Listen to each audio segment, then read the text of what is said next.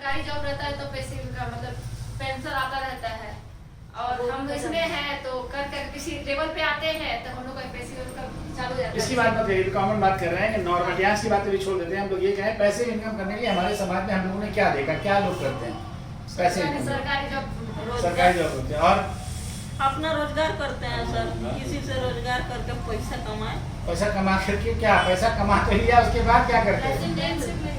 पैसे नहीं कमा लिया ठीक है, लेकिन उसके बाद क्या करते हैं पैसे इनकम के लिए? कमाने से क्या हमेशा पैसे आते रहेंगे? इन्वेस्ट करते हैं, जमीन खरीद लिया, गोल्ड खरीद लिया, प्लॉट खरीद लिया, ठीक है। और है जो कहीं शेयर मार्केट में कुछ लोगों ने लगा लिया, कुछ लोगों ने है जो मतलब है जो शॉप बनवा ली, किराया आएगा हमारे पास, इस तरह से करते हैं ना। तो उसके लिए क्या है, क्या सभी लोग कर पाते हैं? ये नहीं कर पाते ना। पैसा बचाना बहुत मुश्किल काम है। अगर एक दुकान भी खोलना चाहे कि आज 1 लाख रुपए महीने आपको चाहिए तो कितना पैसा आपको चाहिए? क्या आपको कितना पैसा हो तो 1 लाख रुपए अपने आप आने लगे? क्यों मतलब? अभी तो दुकान भी आजकल बिजनेस में भी वो नहीं है, चल गया तो चल गया, गया तो गया, गया तो गया है ना। 50 लाख भी लगा देंगे तो 1 लाख नहीं आएगा। मैं ही बिजनेस किया हूँ हाँ।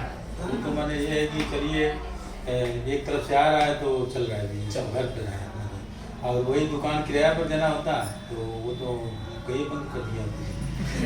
अब ये है कि मैं दुकान किया हूँ तो चलिए कहीं चला भी जाऊँगा तो घर पे कोई दिक्कत नहीं है, अपना जो भरा हुआ है उसमें हाँ, उसमें लॉकडाउन में उसका मजा नहीं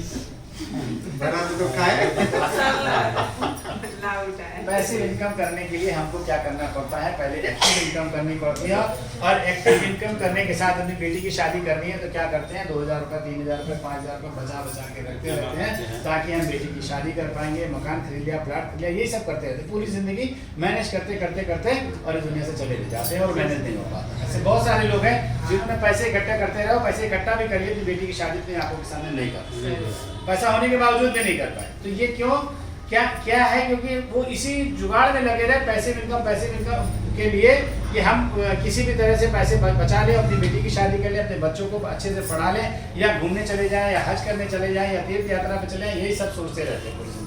पैसे बचा के कहने क्या, तुमको हमने बहुत पेट काट के पाला है और तुम हमको ऐसे बुढ़ापे में जवाब दे। कई माँ बाप की शिकायत होती है ना, कई बार होता है हम लोग नहीं इतना पैसा है, हम सब लोग इस तरह के परिवार में रहे कि हो सकता है मेरे माँ बाप ने उतना पैसा ना हो और एक समय उन्होंने खाना खाया, एक समय लोगों को खाना खिलाया। सबकी प्रायोरिटी ये होती है पहले अपने बच्चों को खिला दें, बाद में खुद का।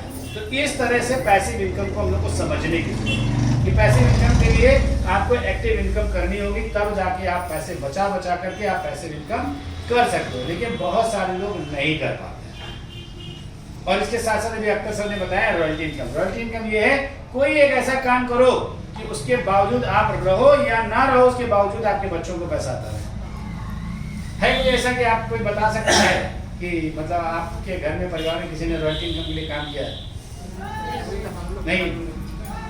आपके पिताजी क्या नाम है? हाँ भाई, उनके पिताजी क्या नाम है?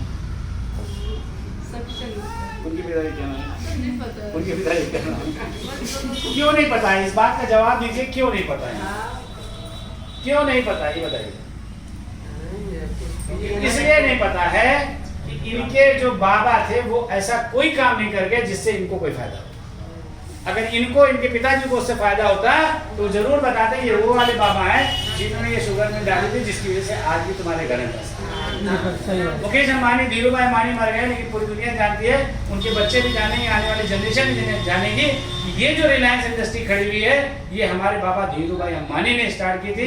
जब भी जो भी डेट थी उस डेट में स्टार्ट की थी, और आज भी उनके घर में रिलायंस इंडस्ट्री में पैसा है, इसलिए उनके घर में उनको हमेशा पूजा जाएगा। बड़ी पुरानी पिक्चरों में देखा होगा आपने, बड़े बड़े लोगों के फोटो लगे रहते, उसमें माला लगी रहती है ना, 1947 वाले बाबा, ये वाले जहां से शुरुआत की थी उन्होंने अपने खानदान को अमीरी की रेखा पे ले गए, रेसी की रेखा के ऊपर ले गए, जहां से उनके परिवार में परिवर्तन आया, इसीलिए उस दिन से पूजा जाता है।